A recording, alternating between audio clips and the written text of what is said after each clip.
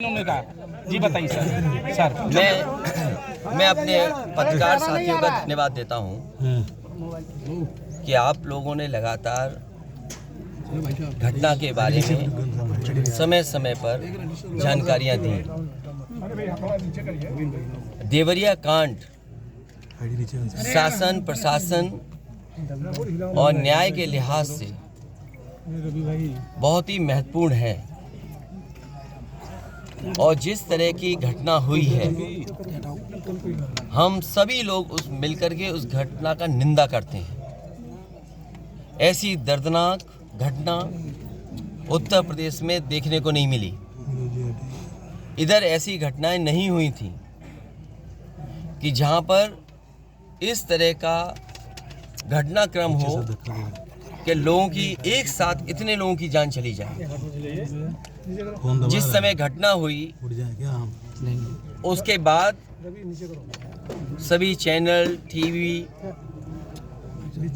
और सब ने जानकारी देना शुरू कर दिया। मुझे याद है मैंने डिस्ट्रिक्ट मजिस्ट्रेट का वो बयान सुना जिसमें यहाँ के डिस्ट्रिक्ट मजिस्ट्रेट ने कहा कि घटना के बाद रिटेलिएशन में दूसरी घटना हुई है। तो ये विषय शासन प्रशासन और न्याय के लिए महत्वपूर्ण इसलिए बनता है कि अभी तक सरकार जो जीरो टॉलरेंस की बात करती थी, घटना पहली कैसे हुई उसकी भी सच्चाई अभी तक सामने नहीं ला पाए। प्रेम यादव का मरना, उन्हें घर बुलाना, उसके बाद किसी धारदार हथियार से जान ले लेना, उसके बाद आसपास के क्षेत्र पे ये सूचना मिल जाना कि उनकी जान चली गई, लोग गए और उसके बाद ये घटना हुई। मैं मौके पे घटना में पहुंचा हूं, देखा है मैंने उस परिवार के रहने का और उस परिवार में जो घर बना वो मैं देख करके आया हूं। वो घर और ये घर जहां प्रेम यादव थे दूर था। आखिरकार किन परिस्थितियों में वहां जाना पड़ा उन्हें? क्या वजह थी कि सुबह ही सुबह वो मौके पे चले गए? अगर किसी की नीयत मंशा ये थी कि उसे हमला करना है या उसकी नीयत और मंशा ये होती कि उस पर हमला होगा तो वो तैयारी से जाता किसी भरोसे के साथ और अपनी मोटरसाइकिल से यहाँ से वहाँ प्रेम यादव पहुँचे। उसके बाद उनकी जान ले ली गई। मैं यही कहना चाहता हूं इस मौके पर, मुख्यमंत्री जी का गृह जनपद है, मंडल मत बोलिए क्योंकि दूसरा जिला बगल का जिला भी घर मानते हैं। देवरिया, गोरखपुर, कुशीनगर, महाराजगंज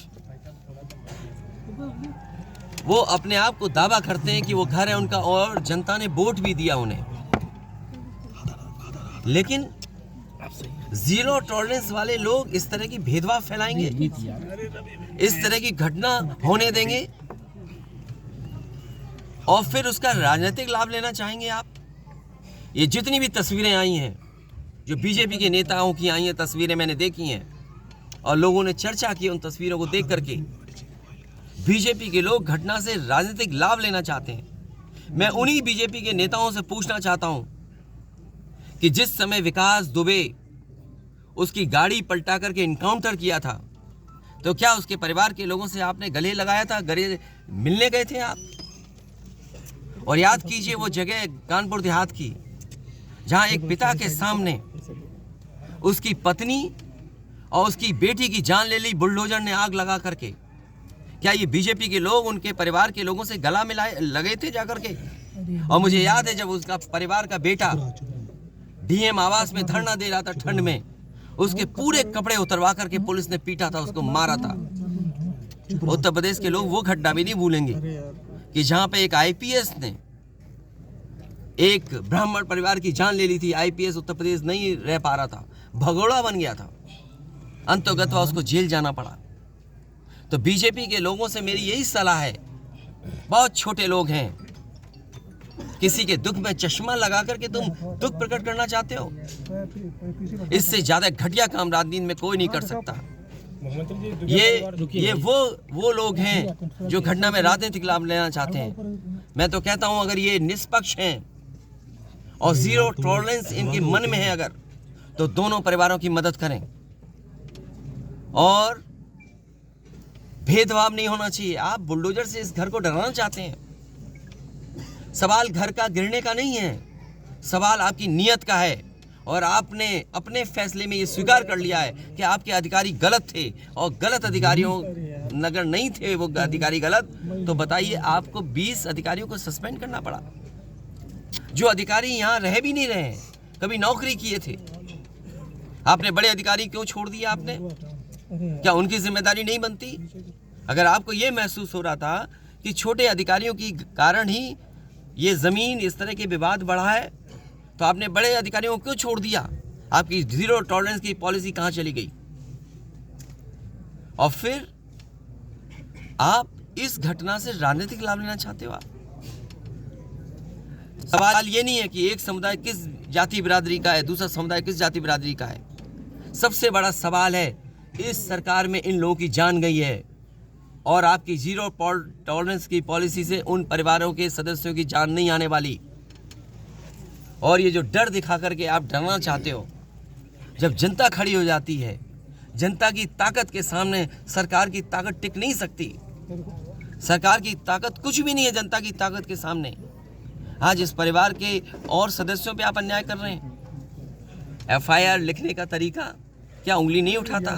और मैं तो पत्रकार साथियों से कहूँगा कि आप में से कुछ लोग कानून की जानकारी रखते हैं, कानून को समझते हैं, क्योंकि इतना अनुभव आपको हो गया है घटनाओं को देखते हुए और अधिकारियों से बात करते हुए, आप समझते होंगे। सोचिए, परिवार FIR नहीं लिखा पा रहा है, क्या उसकी पत्नी की FIR नहीं लिखनी चाहिए थी? और सो मोटो लेकर के स्वयं सरकार को या निष्पक्ष होकर के क्या पहली घटना पे FIR नहीं दर्ज होनी थी? आपने जो प्रेम यादव की जान गई उस पर FIR किससे दर्ज कराई? सुनने में आ रहा है कि आपने जानबूझ करके डरा के धमका के और खाली पन्ने पे दस्तखत करा करके आपने FIR लिखी है। और FIR ऐसी लिखी है कि वो FIR टिक ही नहीं सकती। जो मरने वाले लोग हैं उनको आपने नाम दर्ज किया है उनका, और दूसरी तरफ से कोई यहाँ का है, कोई वहाँ का है, न जाने कहाँ कहाँ के से लोग हैं, उनके नाम डलवा दिए। क्या आपने नाम नहीं डाले उनके गलत? जो यहाँ गांव में रहने वाले लोग हैं, निर्दोष लोग हैं, क्या उनके नाम नहीं डाल दिए आपने? अभी महिलाएं मिली उनके परिवार की, क्या उनके पतियों का क्या दोष था या उनके रिश्तेदारों का क्या दोष था? अगर कोई रिश्तेदार दूसरी जगह रह रहा है, वहाँ भी पुलिस जाकर के तांडव मचा रही है, आतंक मचा रही है। क्या ये जनता को नहीं दिखाई दे रहा? और फिर जब चुनाव होता है तो आप दूसरे तरह की पुलिस लगाते हो।